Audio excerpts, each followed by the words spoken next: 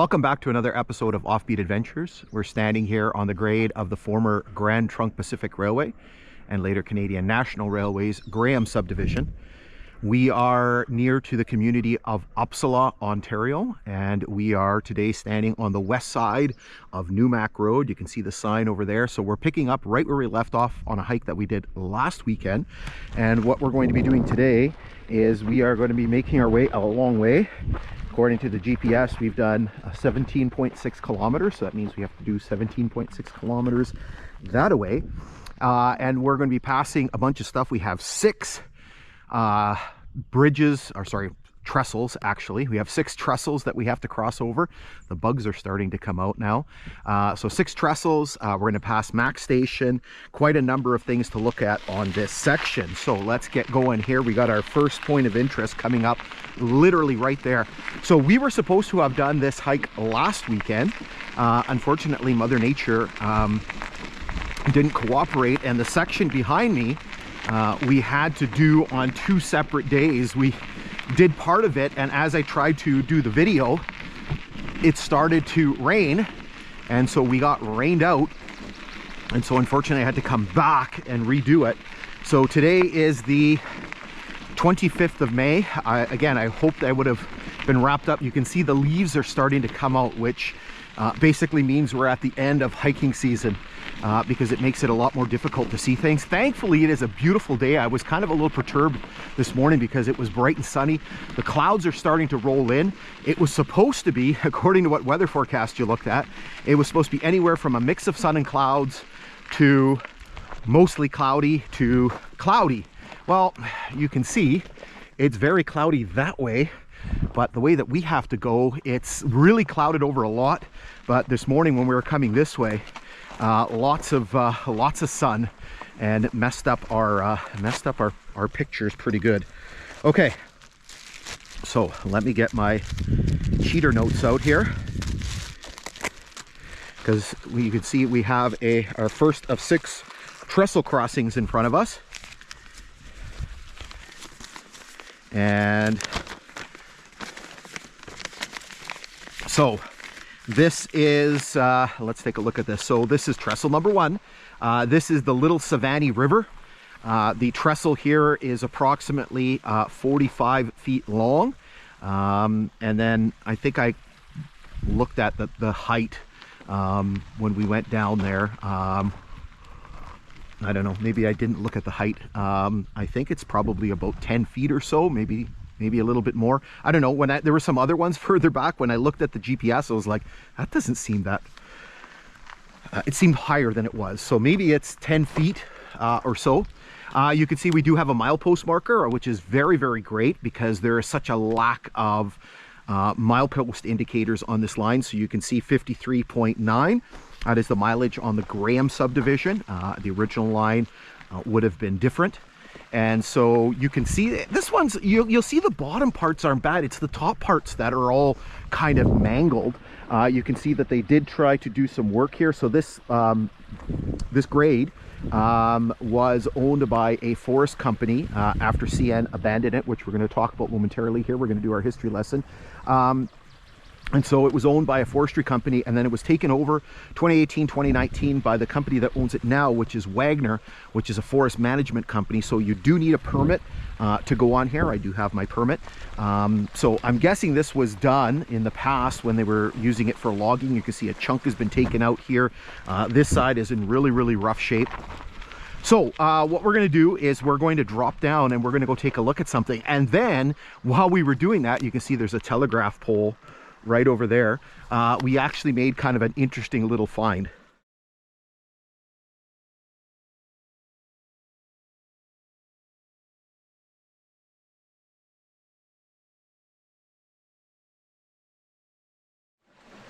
Okay, so we're on the south side here, and you can see the structure a little bit better from here.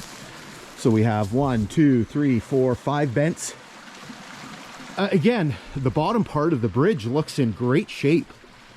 You can see that they've put a couple newer timbers on the bridge here. The lovely aroma of creosote.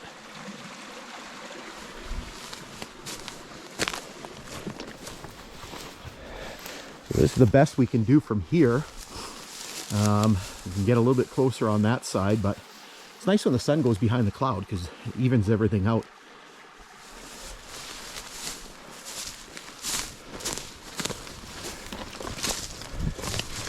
Oh. Ow! Thorns.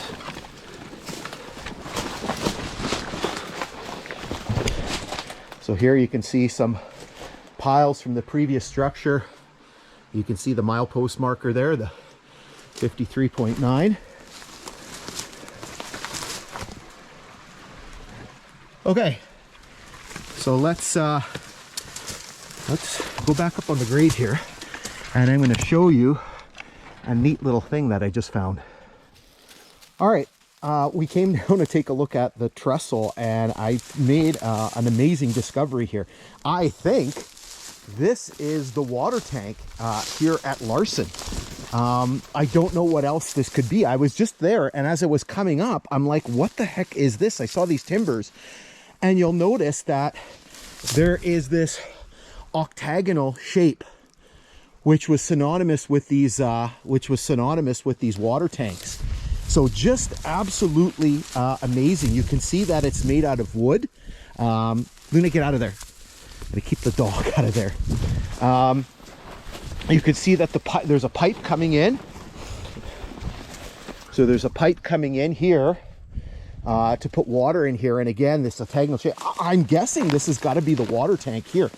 It's in completely the wrong spot because I think that road is on, maybe the road isn't on there on the map.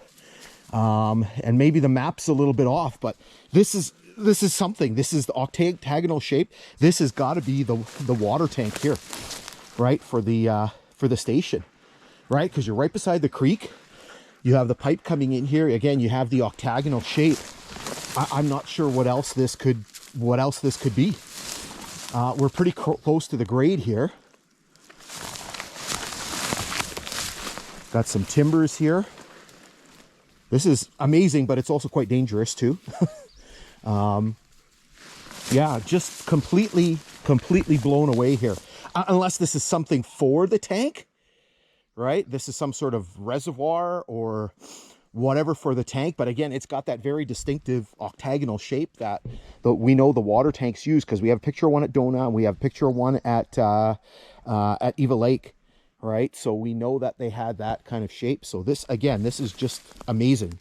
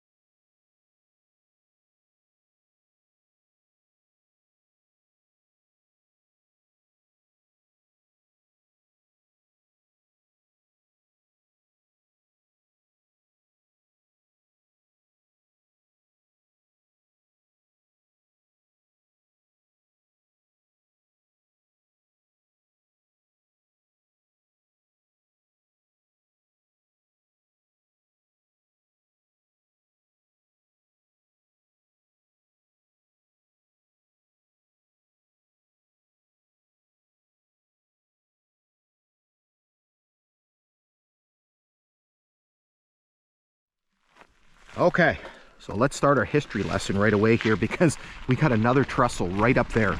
Same river.